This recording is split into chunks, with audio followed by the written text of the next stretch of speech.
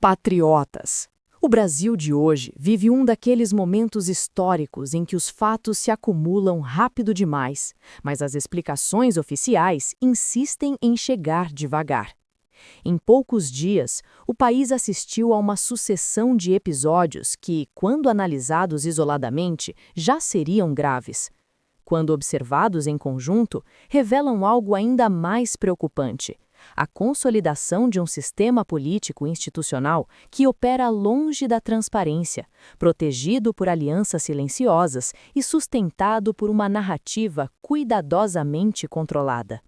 No cenário internacional, o presidente Luiz Inácio Lula da Silva voltou a ser alvo de críticas duras, desta vez em um dos palcos mais sensíveis da geopolítica mundial. Em Israel, durante um evento internacional voltado ao combate ao antissemitismo, o senador Flávio Bolsonaro fez uma acusação direta e sem rodeios. Afirmou que Lula adota posturas antissemitas.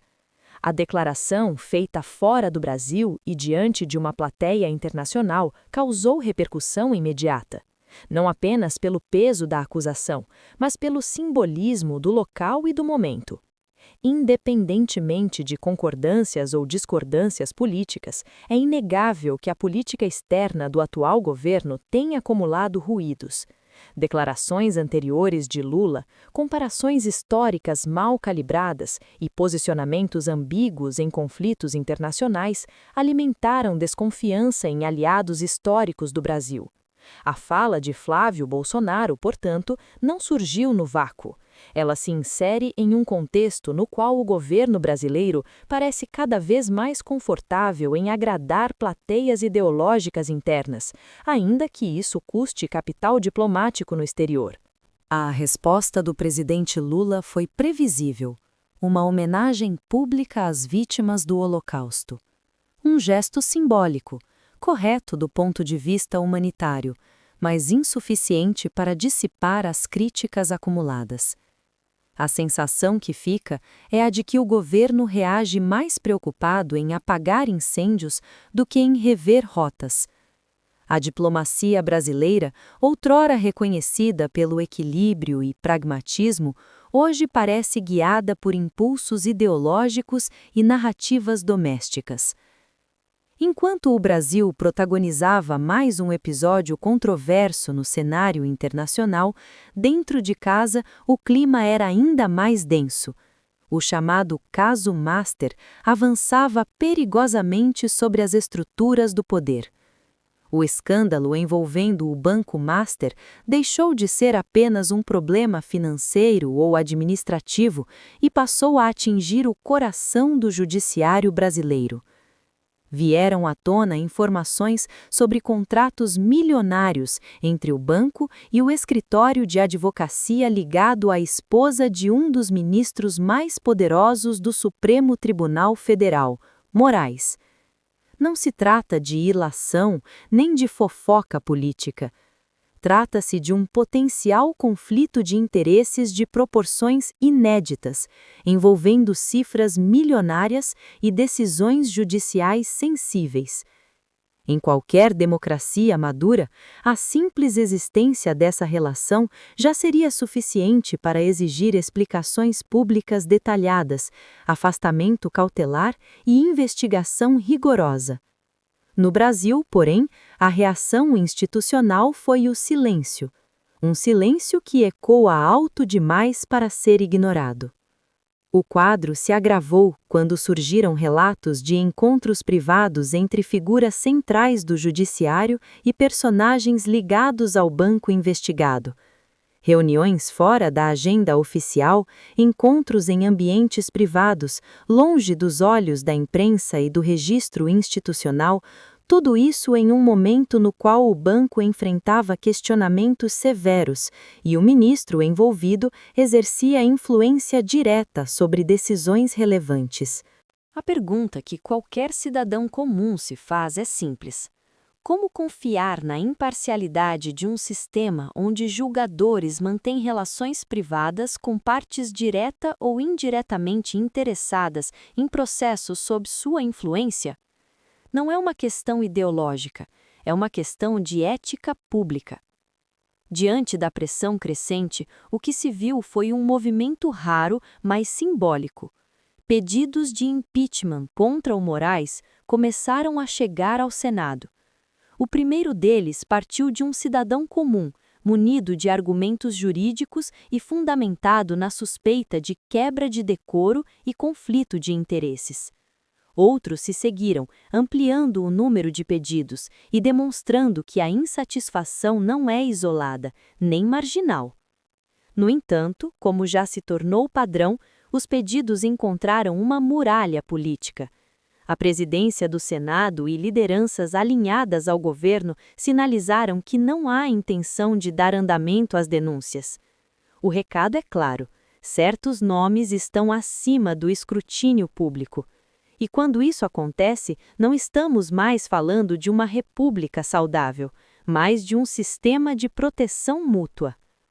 É nesse contexto que surge mais um episódio perturbador: a revelação de um almoço reservado entre o presidente Lula e o ministro Moraes. O encontro ocorrido em meio à escalada da crise não constou nas agendas oficiais. Não houve transparência, não houve explicação pública, não houve justificativa institucional. Lula e Moraes se encontrando de forma reservada enquanto esse mesmo ministro enfrenta pedidos de impeachment e questionamentos éticos graves, não é apenas imprudente, é institucionalmente tóxico. A separação entre os poderes não é um detalhe decorativo da Constituição, é um pilar. Quando ela é relativizada, todo o edifício democrático treme.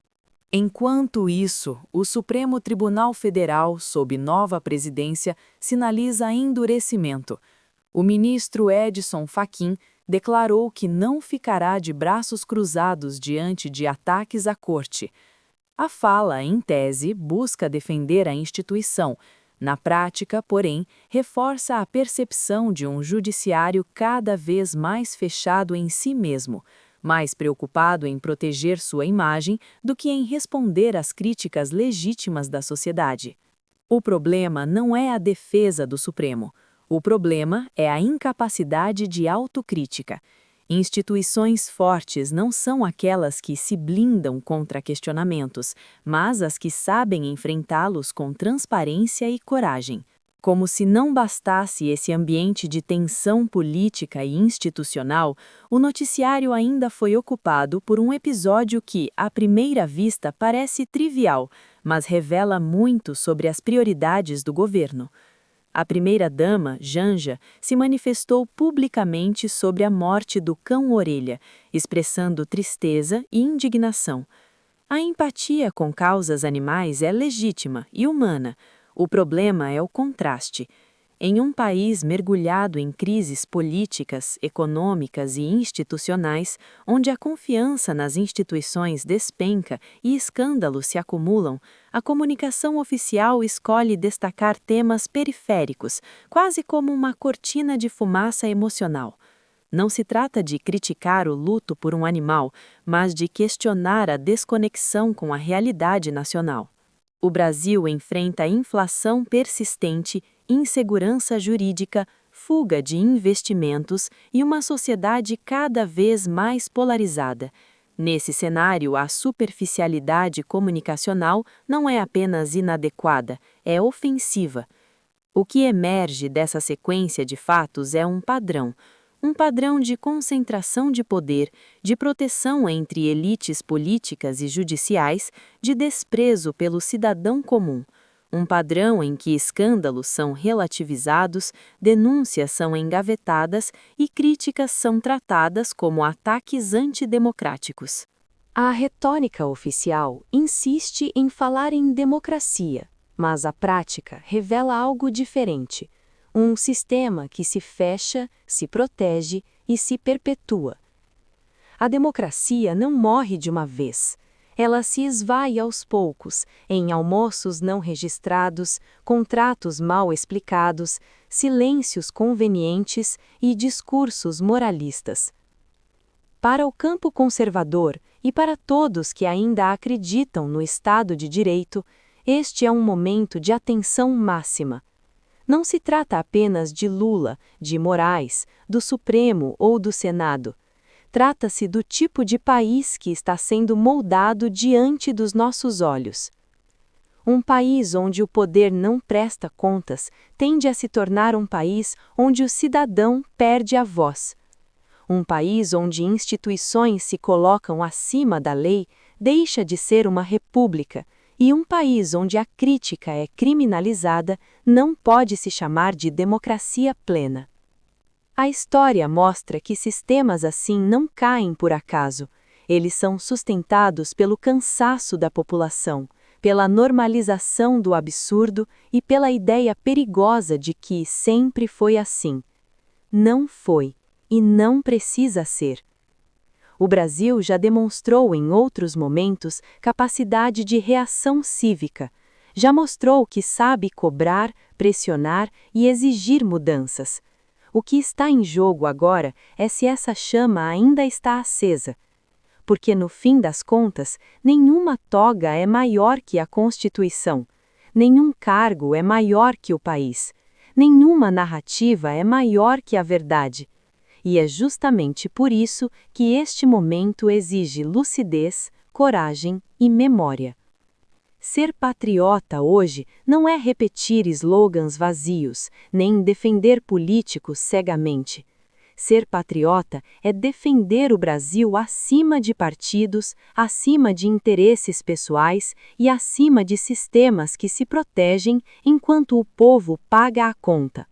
É exigir transparência, respeito à Constituição e igualdade perante a lei. É lembrar que o poder emana do povo e não de gabinetes fechados, almoços secretos ou acordos silenciosos.